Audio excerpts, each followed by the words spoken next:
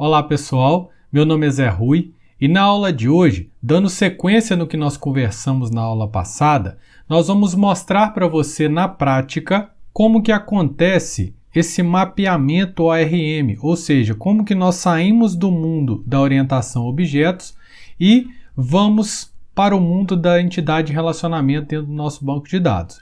Vamos para a nossa aula de hoje então?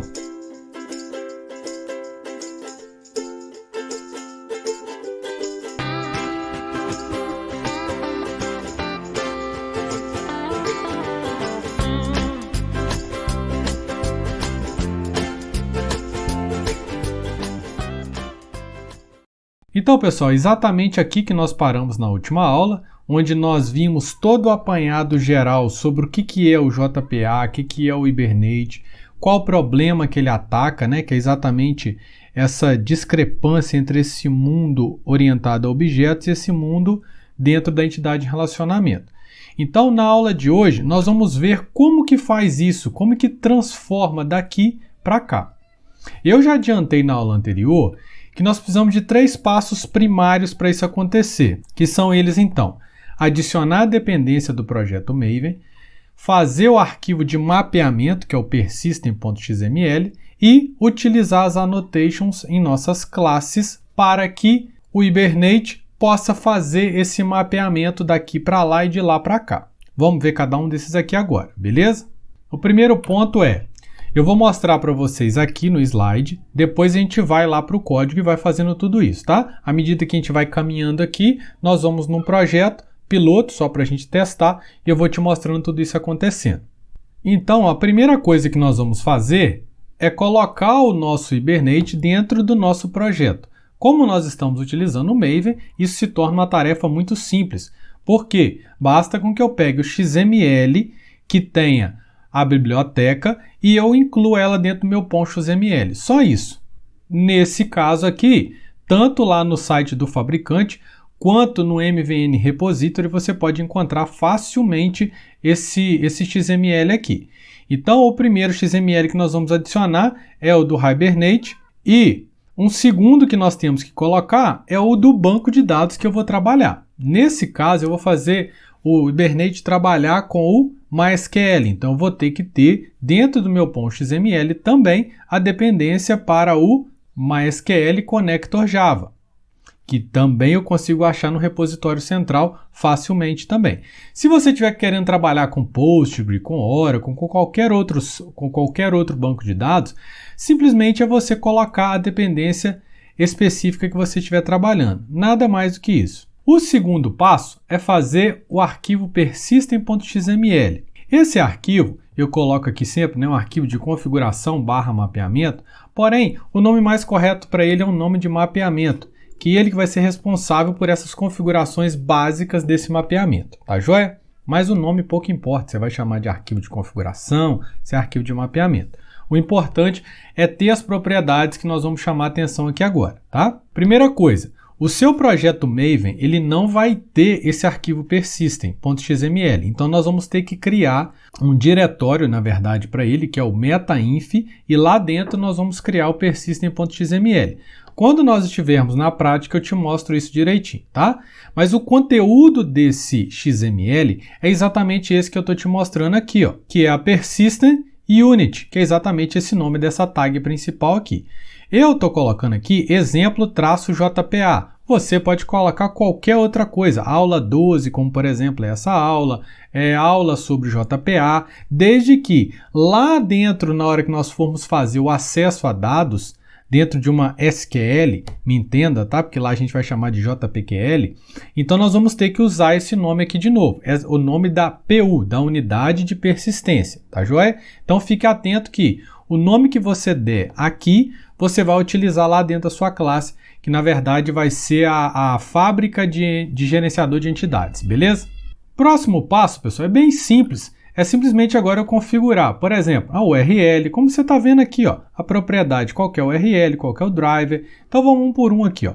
Eu estou usando o meu banco de dados, o MySQL, ele está dentro do localhost e o nome que eu estou usando aqui dentro do meu computador é banco JPA. O nome aqui, novamente, você que escolhe o seu aí. E como eu estou usando o localhost e o MySQL, eu vou escrever exatamente essa URL, né? jdbc, /mysql, // localhost banco JPA. E logo aqui na frente, outras configurações, como a time zone, o SSL, enfim, coisas que agora a gente não precisa preocupar. Eu quero te mostrar basicamente esse arquivo de configuração com as configurações básicas necessárias para você botar isso para rodar, certo?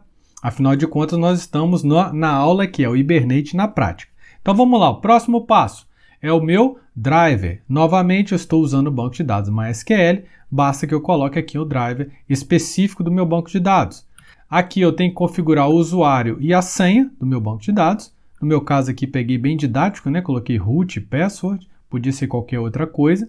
E a próxima coisa aqui é configurar a DDL do Hibernate, que nada mais é a linguagem de definição dos dados. Como que vai ser essa definição? Eu vou querer que toda vez que ligo o meu sistema, ele apaga o meu banco de dados inteiro e cria de novo? Se for isso, eu passo o value como create drop, certo? Tanto uma quanto a outra, sempre ao rodar novamente, ele vai destruir tudo que tinha anterior. Talvez seja interessante no momento de produção, enfim. Mas no meu caso eu vou deixar sempre o update.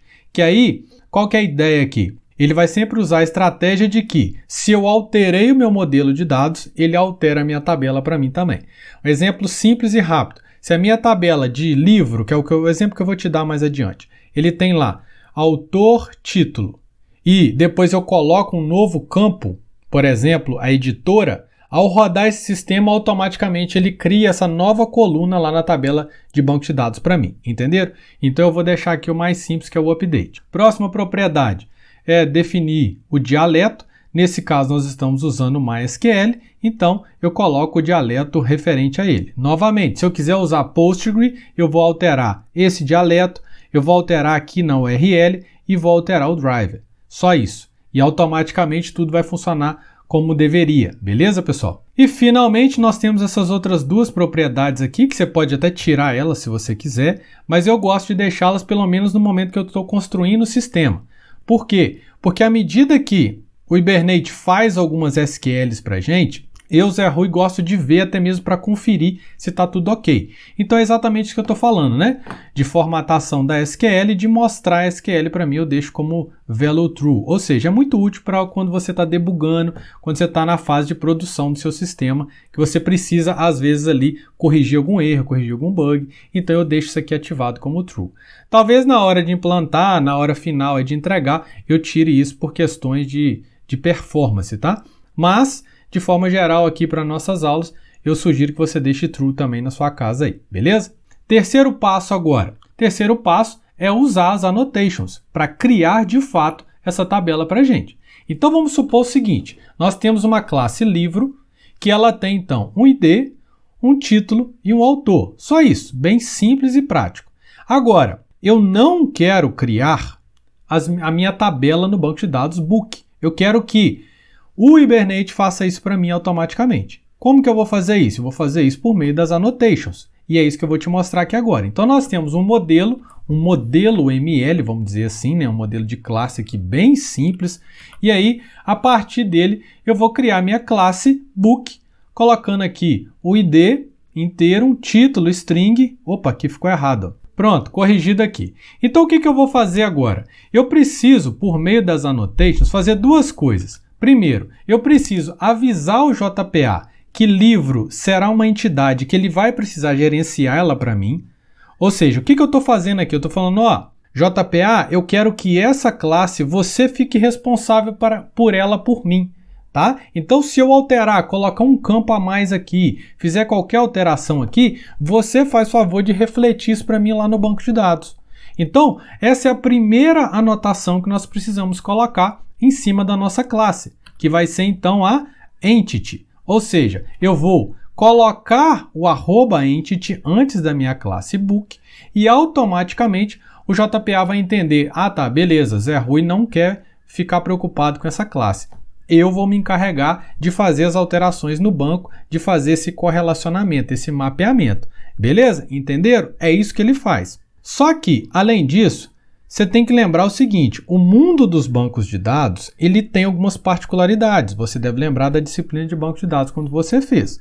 Uma delas, que é uma das mais simples, é você lembrar que lá existe um conceito de primary key, ou seja, de chave primária. Então eu vou precisar aqui dizer para ele quem é o meu campo de identificador único.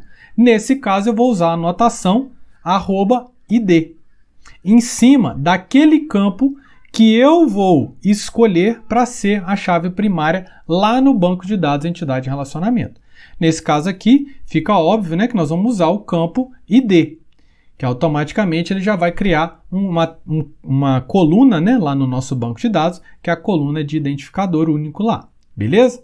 Agora, pessoal, vamos pensar o seguinte, quando eu defino um ID numa tabela, é muito comum nós fazermos o quê? Nós criarmos uma estratégia de tal forma que esse identificador único seja gerado de forma automática, de forma sequencial e automática. Né? Então é o que nós colocamos lá nas nossas tabelas, que é dizer o seguinte, olha, MySQL, eu quero que esse campo aqui ele seja autoincremento. Ou seja, eu não quero ficar preocupado em se o registro é 1, o próximo é 2, o próximo é 3. Eu não quero preocupar com isso. Então, por isso, os bancos de dados, eles permitem que você tenha essa funcionalidade de autoincremento. Aqui também nós vamos fazer isso, porque o JPA nos dá suporte para isso também. Então, eu vou usar uma outra annotation para dizer que eu quero que seja gerado de forma automática, que é exatamente essa que eu coloquei aqui na linha 4. Perceba, pessoal, que eu coloco a minha anotação, por exemplo, de ID, antes do campo do atributo que eu desejo que seja primary key lá na minha tabela. E da mesma forma, eu coloco o geração automática aqui, ó, a estratégia de geração automática, em cima também do campo que eu quero. Você não pode só chegar aqui e colocar essa annotation, por exemplo, aqui na linha 6. Não, não pode. Ele vai achar que essa geração automática é do campo title, e não é. Ele é referente ao campo ID. Então, fiquem atentos a isso aqui, beleza? Ah, professor, mas tem 2, 3 annotations antes desse cara aqui. Não, não tem problema nenhum. O compilador ele vai lendo ali, ele vai entender, opa, essas 3 anotações dizem respeito a essa linha 5, ponto final. O que não pode é estar de forma embaralhada, tá joia? Então aqui nós vamos usar a estratégia de identity. Existem outras formas, tá, pessoal? Tem até aqui, ó, na documentação do JPA Hibernate, que é muito legal, sugiro que você acesse, tá? Então tem o que? A geração automática, a geração identity, a sequencial, a table, cada uma delas tem uma particularidade. Eu vou usar essa daqui que é a mais tradicional, ou seja, ele vai gerar esse índice para mim com valores sequenciais autoincrementáveis. Ponto final é o que eu preciso, tá joia? Então pronto, a partir de agora que eu tenho a minha classe, com as minhas anotações devidas, eu posso simplesmente fazer a mágica acontecer, que é chamar o ORM para fazer essa criação dessas tabelas para mim. Nesse caso aqui, só um título de desenho, tá, pessoal? Vai criar uma única tabela só no banco de dados, que é a tabela book, beleza? Vamos então para o código para a gente ver isso aqui funcionando. Então, pessoal, estou aqui dentro, aqui, ó, criei um projetinho bem simples, tá? Com a nossa classe book, a classe principal. E nós vamos começar então na ordem que nós falamos. Primeira coisa, eu vou vir aqui no meu pom.xml e vou adicionar a minha dependência. Perceba que eu já tenho a dependência aqui do Lombok, que é até a que eu estou usando aqui na classe book, né? Então eu não preciso criar com esse annotation data. Ele pertence não ao JPA, mas ao Lombok, tá? Então ele vai criar para mim o toString, o hashcode, os getters e setters aí. Então eu vou pegar aqui o meu XML e trazer ele para cá, tá? Que é a minha dependência do Hibernate. A outra que nós precisamos é do banco de dados MySQL, né? Então vamos pegar ela lá também. Vou copiar ela aqui e trazer ela para cá. Formatei ela aqui só para ficar bacaninha. Então perceba que a partir de agora o meu projeto já faz uso do Hibernate e do MySQL. Tá joia? Podemos então agora passar para o segundo passo, que é criar esse arquivo de configuração, que é o persistence.xml. Então vamos lá para o nosso código. Então vamos criar aqui agora o nosso persistence.xml. Mas aonde que nós vamos criar ele? Primeira coisa, no projeto Maven, é interessante a gente vir aqui, ó, no Source Packages e criar uma nova pasta para a gente, que é a pasta de Resource. É onde a gente vai colocar coisas que não estão ligadas diretamente ao seu código. Por exemplo, imagens do seu projeto, é interessante, venha para cá. Se tiver um PDF de ajuda, você coloca ele aqui também. E como nesse caso, né, nós vamos criar aqui também o meta-info aqui dentro, tá joia? Então eu vou criar aqui, ó, new folder. Se você não achar ele aqui, pessoal, você vem aqui, ó, em others e vem aqui embaixo aqui, ó, você vai ter aqui folder, tá? Você pode vir tanto lá no atalho rápido quanto por aqui, você encontra essa opção. Essa folder eu vou chamar ela de resources. Opa, saiu um a mais aqui. E eu vou colocar quem é o pai dela, é o main, não o Java. Que aí fica dentro da pastinha Java, tudo que é código Java, tá joia? Eu vou finalizar aqui, ó. Perceba aqui, olha só, a minha estrutura de projeto agora mudou. Ele criou um other sources e aqui dentro ele criou para mim essa pasta resource. Se você for ver lá no seu projeto, quer ver aqui, ó, no seu diretório, você pode vir aqui em Files, e aí você vai abrir aqui, ó, o SRC. Dentro do main, eu tenho agora a opção Java e a opção Resource, beleza? Então fica mais organizadinho aí para você trabalhar dentro do Maven. Então vamos voltar para cá. E aqui agora nós podemos criar também uma nova pasta, que é a meta-info, e dentro dela a gente cria o XML, tá? Então eu vou clicar aqui, new folder também, tem que ser desse jeito, tá? Meta-inf. E aí aqui dentro eu posso criar o novo XML. Eu posso pegar aqui um vazio, né? Que é o caso mais tradicional, e copiar tudo que tem dentro daquele arquivo. Ele vai chamar persistence.xml. Então beleza, posso finalizar aqui. Pode deixar essa opção aí mesmo e finalizar ele aqui. Ele vai criar para a gente. E aí agora eu vou copiar aquele arquivo inteirinho para cá, tá? Então eu vou vir aqui, ó, fazer um Ctrl+C, apagar tudo. Aí começa de novo. Tem aqui a opção de formatação e manda formatar, tá? Então olha só, o que você tem que prestar atenção aqui é o nome da sua PU, que no meu caso aqui vai ser exemplo JPA. Se você quiser mudar, pode mudar. Lembre-se disso mais lá na frente. Aqui agora são as configurações do seu banco de dados. Então o meu é um MySQL, um localhost e o meu banco chama banco JPA. Posso até te mostrar ele aqui, ó.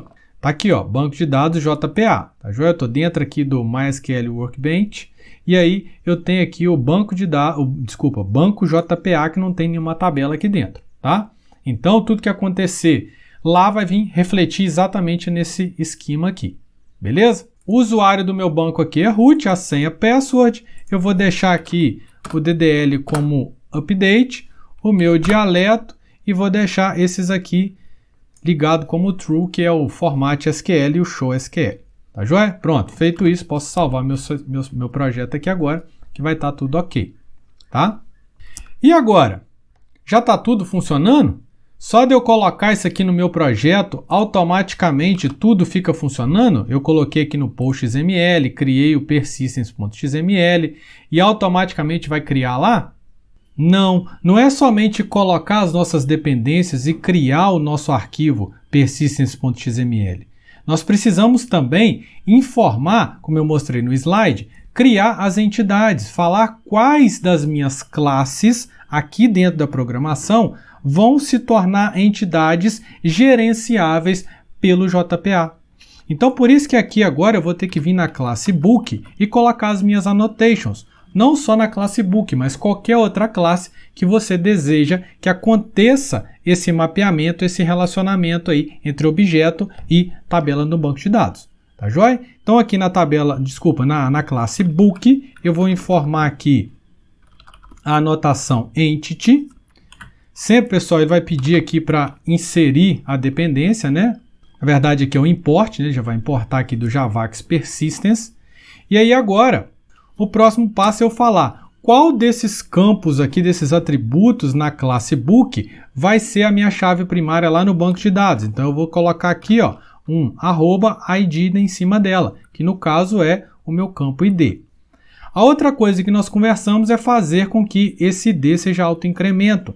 Então eu vou colocar a annotation @generated value, passando para ele a estratégia strategy generation type identity, que é essa aqui, beleza? A partir de agora, espera aí que falta importar os as minhas annotations que eu coloquei aqui e pronto, está aí cada uma das importações. A partir de agora, pessoal, eu posso simplesmente rodar o meu sistema que não vai acontecer nada. Por quê? Porque eu não estou chamando hora nenhuma essa entidade, nem os elementos que são responsáveis por ligar e fazer essa conexão de fato.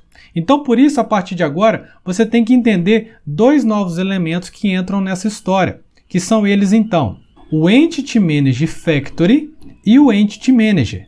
Como o próprio nome diz, o Entity Manager Factory é a fábrica responsável por criar o Entity Manager. Então, por isso que eu coloquei aqui um de azul e outro de amarelo. Então, a fábrica do amarelinho é o Entity Manager Factory.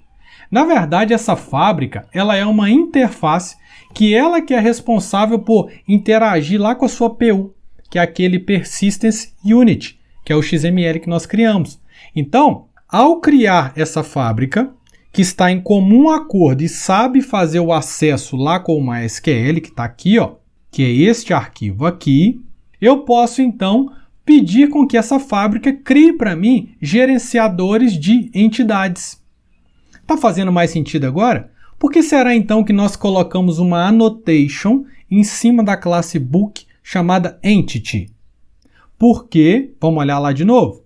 Olha aqui, ó, tem uma @entity, ou seja, esse cara aqui, book, ele é uma entidade, beleza, JPA? Aí ele fala, beleza, já que eu sou um gerenciador de entidades, eu posso tomar conta dessa entidade para você, Zé Rui. E é isso que nós queremos. Então, para que a gente consiga fazer as nossas SQLs, para fazer as nossas manipulações do banco de dados, de tal forma que o JPA nos auxilie, nós precisamos de gerar um Entity Manager. Eu tenho que gerar um gerenciador de entidade. E para gerar o gerenciador de entidade, eu preciso do Entity Manager Factory. Esses são os dois caras que chegam agora, que entram em cena na sua vida aqui, beleza? Como todo artista novo que chega, a gente tem que conhecer a documentação dele, pessoal. E para nossa sorte, essa documentação ela é muito bacana, ela é bem completa, tá? Então eu deixei aqui, faço questão que você acesse, eu vou até acessar ela aqui com você, porque aqui está pequeno demais. Olha aí, ó, esse aqui é o Entity Manager Factory, então aqui traz tudo sobre ele. Como que nós vamos criar o nosso Entity Manager? Simplesmente chamando o método Create Entity Manager. Vamos olhar aqui o próximo. No slide aqui, ó, eu coloquei de novo, acesse a documentação agora do Entity Manager, para você ver, por exemplo, como que nós vamos fazer um persist, que é na verdade um insert no banco de dados, como que é um find, tá tudo aqui, ó. Então aqui é o Entity Manager, e aí, pessoal, nós temos aqui, ó, uma breve descrição, né? E aqui embaixo todos os métodos disponíveis, como por exemplo, nós vamos usar o find, o flush, cadê o persist? Está aqui para baixo. O merge, o persist, o delete, né, que na verdade é o remove, e assim por diante. Tá joia? Então essa documentação aqui é bem bacana, né? Se você entrar no método aqui, ele te mostra mais coisas detalhadas, fica mais interessante também. Então, use e abuse. Você está num nível que não dá mais para você programar sem conhecer as documentações das ferramentas que você utiliza. Então, se você vai trabalhar com qualquer biblioteca nova ou com qualquer framework, tenha em mãos, ou pelo menos do lado, né, perto de você, o acesso a essa documentação. Isso é sempre será, né, uma ótima prática durante a sua vida de programador, beleza? Então, pessoal, dito isso, a gente pode vir aqui agora na nossa função main e criar esses caras. Então, eu vou criar aqui um Entity Manager Factory, vou chamar de Factory apenas, tá? E eu vou criar aqui, ó, o meu Persistence Create Entity Manager Factory, passando para ele quem? A minha PU. Quem que é esse cara aqui? De novo, é o nome que eu coloquei aqui dentro do meu persistence.xml. Simples assim, tá? Ele está dando erro aqui porque eu não importei. Então pronto, fiz o import aqui. Agora eu posso criar a minha Entity Manager. Vou usar o mesmo nome, gente, até para vocês irem familiarizando. Talvez é a primeira vez que você trabalha com isso, né? Então eu vou fazer aqui um factory. Ponto. Se eu quero criar aquele cara, possivelmente tem um método aqui, não preciso nem de olhar a documentação, né? Create Entity Manager, tá ali, ó. É ele mesmo que eu quero. Então a partir daqui, ó, ele vai criar para mim um gerenciador de entidade. Eu vou importar ele aqui do Javax Persistence, tá aí. E, por favor, tá? O seu código vem aqui agora, tá? Você pode colocar aqui qualquer código aí de SQL, enfim, seu código vem aqui. Mas, por favor, não esqueça de, no final, fechar esses caras, tá? Entity manager.close e factory.close, beleza? Um detalhe aqui, gente. Como nós estamos aqui na função main, e eu estou criando a minha fábrica aqui, eu vou fechar ela aqui também, tá? Mas o ideal é que você abra a sua fábrica no início da sua aplicação e feche no início da aplicação também. Agora, o Entity Manager, você deve abrir ele, né, que é criar ele aqui, e fechá-lo toda vez que você fizer um acesso ao seu banco de dados. Então, se você for fazer um find, você vai fazer um factory create Entity Manager. No final desse find, vai lá e fecha esse cara. Fechar a conexão sempre vai ser uma boa prática, é segurança para o seu sistema, tá? E deixa para fechar a factory só no final da sua aplicação mesmo, tá joia? Aí eu vou fazer uma outra insert. Então, beleza, abre e fecha, não tem problema. Não precisa abrir e fechar a factory toda hora, porque aí você vai perder em performance. Mas, todo o acesso, toda vez que você for brincar aqui com a entidade manager, por favor, abra e fecha, beleza? Então, a partir de agora, ó, se eu salvar aqui e mandar rodar esse sistema, vamos até dar uma olhada no nosso banco de dados, né? Tá aqui, ó, nosso banco JPA. Vou dar um refresh aqui, realmente não tem nada aqui dentro, tá? Então, na hora que eu rodar, ele vai ter que criar minha tabela book aqui a partir da minha classe lá. Então, vamos lá, né? Então, ó, vou mandar rodar aqui. Rodou bonitinho, mas a nossa função main não faz nada, né? Enfim, ele simplesmente, ó, você pode até olhar aqui, ó, na console, ó, ele criou a tabela book do jeito certinho que a gente tinha pedido, né? Vamos dar uma conferida lá? Então, tá aqui, eu vou dar um refresh. Opa! Olha só que legal, ele criou pra gente aqui a tabelinha book, ó, direitinho. Vou dar um select nela, a gente consegue ver, ó. ID, autor e título. Certinho, as colunas aí, ó. ID, autor e título. ID chave primária, tudo perfeitinho. Então, olha só que vantagem, que legal que é você trabalhar com isso. Você não preocupa com o seu banco de dados mais. Você preocupa com o seu modelo, com as suas classes e automaticamente o JPA vai fazer esse mapeamento entidade e relacionamento aqui para você. Legal demais, não é? Eu acho isso aqui fantástico. Outra coisa bem interessante, a partir de agora, qualquer alteração que você fizer lá no seu modelo vai refletir aqui, ó. Então, por exemplo, se eu chegar aqui na minha classe book e criar agora aqui um campo privado, eu vou chamar de ano de publicação, integer ou int só, int ano, tá? Então, olha só o que vai acontecer. Vou salvar e vou rodar de novo o projeto. Eu não estou fazendo nada, talvez a gente pode até acompanhar aqui pela console aqui, ó. Vamos aumentar ela aqui, ó. Ó, ele vai rodar. Olha só que legal lá, ele fez um alter table para a gente, sem a gente pedir. Vamos dar uma conferida lá? E olha aí, ó, olha que legal, ele criou então o ID, autor, título e fez um alter table colocando agora o ano. Então, se eu fizer aqui um find, ó, desculpa, é um select, né? Ele vai trazer agora com 4 colunas.